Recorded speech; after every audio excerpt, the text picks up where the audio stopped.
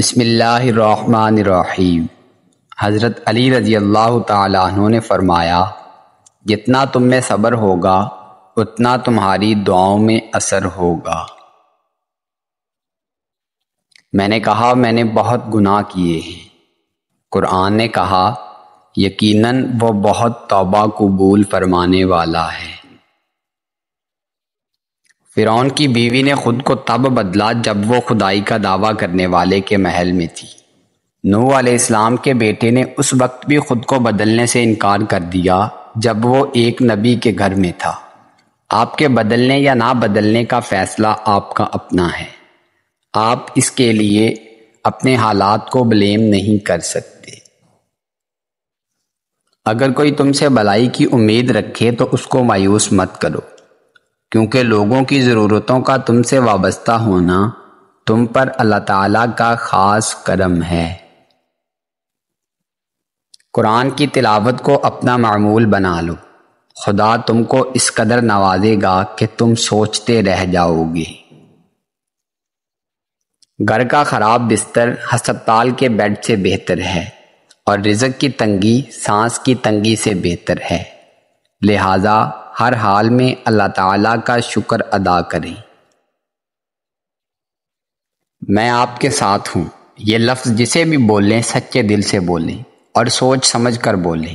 ان لفظوں میں چھپی سچائی جیسے دل کو خوشی دیتی ہے، اسی طرح ان لفظوں میں چھپا دھوکہ بہت زیادہ اذیت دیتا ہے، اور یہ اذیت اکثر آہ کی صورت اختیار کر لیتی ہے۔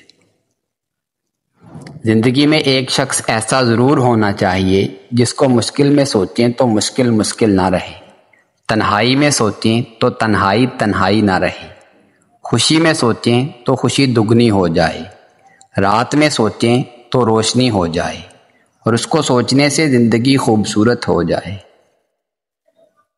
پاک ہے میرا رب جو دلوں کا حال جانتا ہے، مگر پھر بھی دنیا کے سامنے ہمیں رسوا نہیں کرتا۔ میرا رب اتنا کریم ہے کہ نیکی کے ارادے پر ثواب دیتا ہے، مگر گناہ کرنے کے بعد توبہ کی توفیق دے کر اسے ثواب میں بدل دیتا ہے۔ میں اپنے رب کی کس کس نعمت کا شکر ادا کروں۔ اے چاند کو روشنی بخشنے والے رب، ہمارے دلوں کو اپنی محبت سے بھر دے، ایمان کے نور سے بھر دے، ہدایت کی روشنی سے منور کر دے۔ آمین یا رب العالمین۔ نظر انداز کر دو وہ سارے وسوسے جو تمہارے دل کو بے چین کرتے ہیں، بس مدد مانگو اللہ سے، پھر دیکھو کیسے ہر مشکل کا حل نکل آئے گا۔ دل کے دروازے کبھی مکمل بند نہ کرو، غلطیاں انسانوں سے ہی ہوتی ہیں۔ بعض لوگ واپس لوٹنا بھی چاہتے ہیں، لیکن انہیں دروازے ہی بند ملتے ہیں۔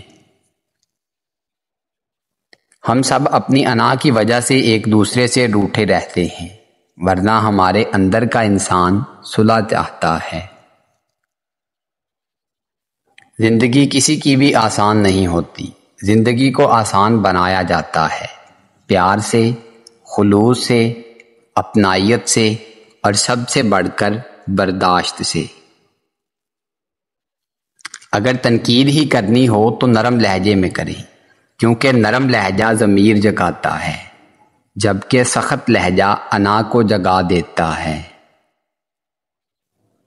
قرآن ایک ایسا ساتھی ہے جو سکون کے خزانے دیتا ہے، عزتیں انسان کا مقدر بن جاتی ہیں، انسان سے ایسا گناہ چھڑوا دیتا ہے جو اس کے لیے چھوڑنا بہت مشکل ہوتا ہے، دل نرم ہو جاتا ہے، حق بات قبول کرنے والا دل مل جاتا ہے۔ انسان کے اعمال و افکار سب اللہ سے شروع ہوتے ہیں اور لفظ اللہ پر ہی آخر ہونے لگتے ہیں۔ صرف یہاں تک ہی نہیں، انسان کو ماضی کا متضاد بنا دیا جاتا ہے۔ سبحان اللہ۔ اگر پریشان رہنے لگو، دل میں الجھن ہو، کئی سوالات ہوں جن کے جواب تلاشنے ہوں، بے چینی ہو، اضطرابی ہو، عجیب کشمکش میں مبتلا ہو جاؤ، تب کہیں الجھو مت، خود کو سلجھاؤ، اکیلے ہو جاؤ کچھ وقت کے لیے، اور ڈھونڈو دل میں مچلتے ہوئے سوالوں کے جواب۔ پہلے دعا کرو پھر خود کلامی کرو اور پھر بالکل ہی پرسکون ہو کر خاموش ہو جاؤ، ہر جواب مل جائے گا، کیونکہ اس پل کوئی بشر نہیں بلکہ بشر کا خالق تمہارے ساتھ ہوگا اور تمہارے ذہن کو الجھانے والے تمام سوالوں کو مٹا دے گا انشاءاللہ العزیز۔ حضرت علی رضی اللہ تعالیٰ عنہ نے فرمایا، تمہارے نفس کی قیمت جنت ہے اور اسے جنت سے کم قیمت میں کبھی مت بیچنا۔ وضو سے شکل، قرآن سے عقل اور نماز سے نسل پاک ہوتی ہے۔ زندگی کتنی بھی دکھی ہو عدم، جینے والوں کو پھر بھی پیاری ہے۔ مجبوریاں رات دیر تک جگائے رکھتی ہیں اور ذمہ داریاں صبح جلدی اٹھا دیتی ہیں۔ نگاہ پست رکھنے سے دل میں نور پیدا ہوتا ہے۔ کیا تم نے غور نہیں کیا کہ سورہ نور میں اللہ نے غض بصر کی آیات کے بعد ہی آیت نور پیش کی؟ دل میں نور نظروں کی حفاظت سے داخل ہوتا ہے، اور جب دل نورانی ہو جائے تو ہر طرف سے خیر و برکت اس انسان کی طرف دوڑتی ہے، اور جن کے دل اندھیروں میں ہوں ان کو شر اور تکالیف کے بادل گھیرے رکھتے ہیں۔ تم نے انداز محبت دیکھا ہے، انداز وفا نہیں۔ پنجرے کھول بھی دو تو کچھ پرندے جایا نہیں کرتے۔ کوشش کریں جہاں سے گزریں ایک اچھی یاد، اچھے الفاظ اور کچھ میٹھی یادیں چھوڑ جائیں۔ کوئی آپ کی خوشبو محسوس کرے کہ کوئی یہاں سے گزرا تھا۔ زندگی اتنی سستی نہیں ہے کہ اسے لوگوں کے تلخ رویوں کی وجہ سے ہار دیا جائے۔ مسکرائیں کہ یہ زندگی صرف اس رب کی امانت ہے جس نے اس کائنات کی کسی شے کو بیکار نہیں بنایا۔ شکر ادا کریں کہ آپ سے محبت کرنے والا کوئی عام نہیں بلکہ اس کائنات کا رب ہے۔ اور جب توکل کرو تو یہ مت سوچو کہ جو مانگا ہے وہ ملے گا کیسے، بلکہ انتظار کرو کہ جو مانگا ہے وہ ہر حال میں ملے گا۔ کب اور کیسے، اس بات کا فیصلہ وسیلے بنانے والے پر چھوڑ دو۔ حضرت امام جعفر صادق علیہ السلام نے فرمایا، جس شخص کا بیوی بچوں کے ساتھ اچھا برتاؤ ہوگا اس کے رزق میں اضافہ ہوگا۔ خوش اخلاقی سے روزی میں اضافہ ہوتا ہے۔ زندگی میں قسم، قدم اور قلم بہت سوچ سمجھ کر اٹھانا چاہیے، کیونکہ الفاظ ہی سب کچھ ہوتے ہیں۔ دل جیت بھی لیتے ہیں اور چیر بھی دیتے ہیں۔ بہت اچھے ہو کر بھی آپ ہر کسی کے لیے اچھے نہیں ہو سکتے۔ کہیں برے بنا دیے جاتے ہیں اور کہیں برے ثابت کر دیے جاتے ہیں۔ صبر کی ایک شرط ہوتی ہے، یہ صرف اسی مصیبت پر کیا جاتا ہے جس سے نکلنے کا راستہ موجود نہ ہو۔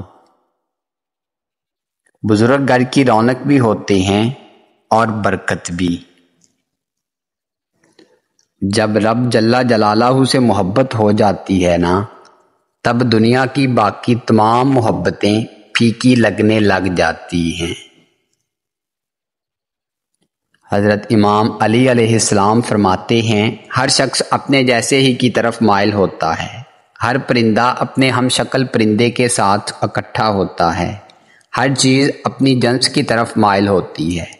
نیک لوگ اپنے جیسوں کے ساتھ رہتے ہیں، برے لوگ اپنے جیسوں ہی سے محبت کرتے ہیں، کمینے لوگ اپنے ہی جیسوں کو اختیار کرتے ہیں۔ رسمی عبادت خدا کو مطلوب نہیں، اسے قلب کی دینداری چاہیے۔ اسے چند بے روح سجدوں کی ضرورت نہیں، بلکہ ایک سچا خدا پرست بندہ چاہیے۔ اس باپ کے سامنے اکڑ کر مت چلو جس کی انگلی پکڑ کر تم نے چلنا سیکھا ہے۔